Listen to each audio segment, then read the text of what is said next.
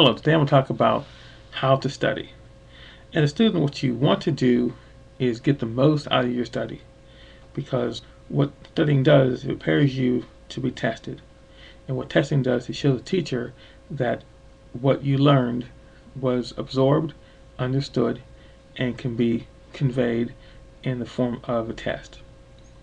But most important, what you want to do is make sure that when you learn something, you can apply it. So I'll give you some very easy tips that you can study to learn how to study. First thing you want to do is when you study, you want to look at your study as like going to a movie and watching a trailer. What a trailer does is it shows you the most exciting parts of the movie in a condensed way without giving away a lot of the plot, but it can still incite you enough to make you come see the movie.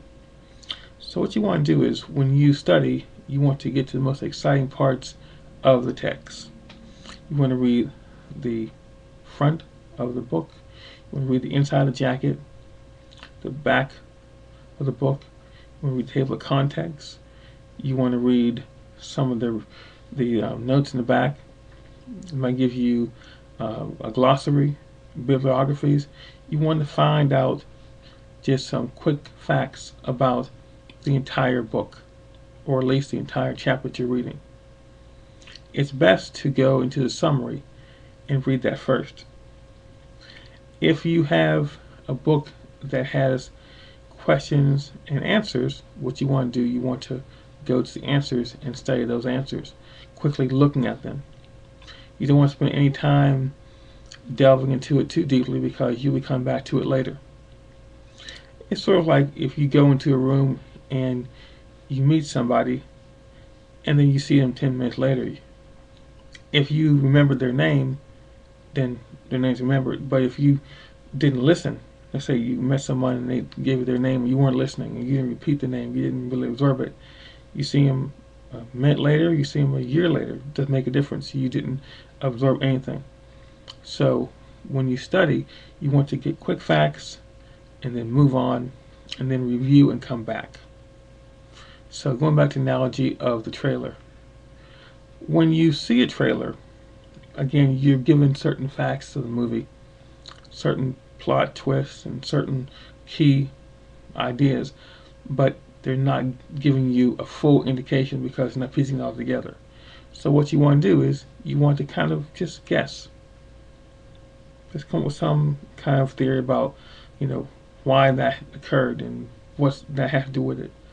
Okay, by doing that, you get some kind of connection to what its reality is going to be. So let me explain. When you read something, let's say, for example, you read the heading of the book, the title, or you go through the table of contents. You want to see if you can understand, just by looking at what you already have, what's the bigger picture.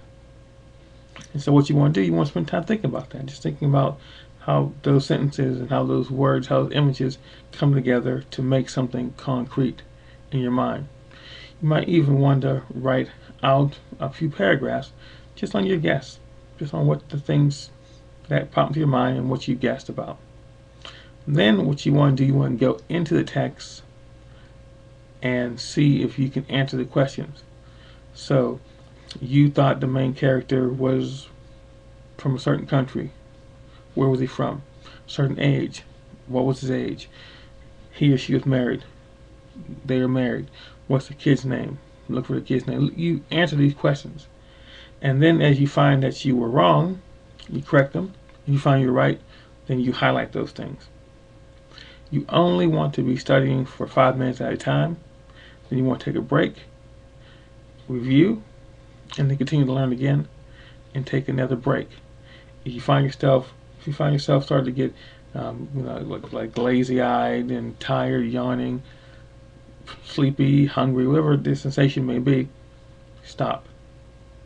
Learning should be fun. There will be times when you be called upon to really use your brain and to try to figure out problems, but that should come from a fresh perspective. not from a tired mind. So anytime that you find yourself starting to, you know, just glaze over and to wander and just not being into what you're doing, it's time to stop. Because it's like filling a cup with water. Once it starts to overflow, the cup is no longer useful. You're simply going to make a mess. Now, what you do the next day is you start to get a fresh perspective of what you've read and what you understood. And now you want to take notes on what came out of that. Okay? When you take notes on what's being said to you, let's say you were listening to a speech and you were taking notes, or you were reading and you were making other notes about what you read, like say you were highlighting things and writing things down, you're not really learning anything. You're just simply recording from one source to the next. But once you let it go into your mind and you start to really absorb it and play with information and start to make things your own, then you write down what your conclusions were. And that's part of your memory and your knowledge, which is not the same thing as your beginning knowledge. If I give you something, you simply take it from one point to the next, but it hasn't changed. But if you understand something and you write down your understanding, then that's only a secondary thing. The first part is in your head, and that's where it needs to be when you're taking a test.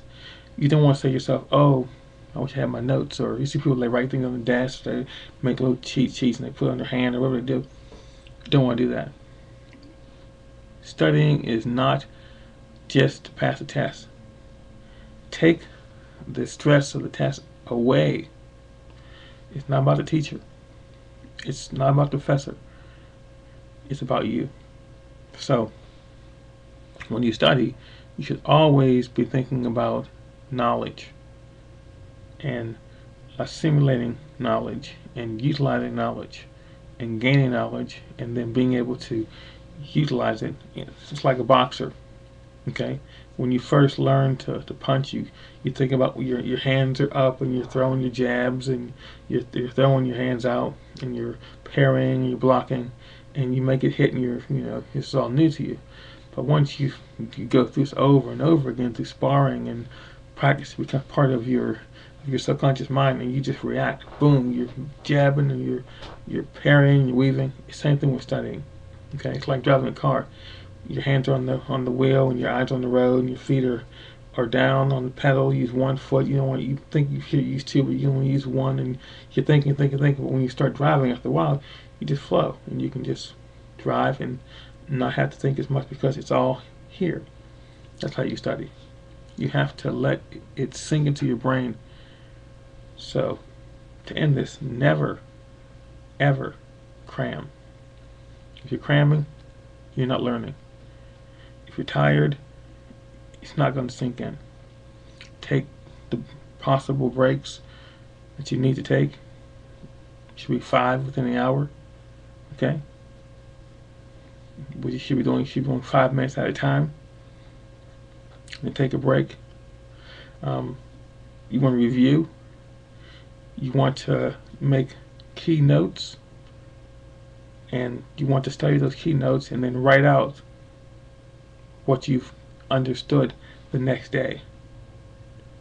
So when it comes time to take a test, you're not being tested. Okay? You're given a chance to shine and to show that you've learned something because you studied in the right way.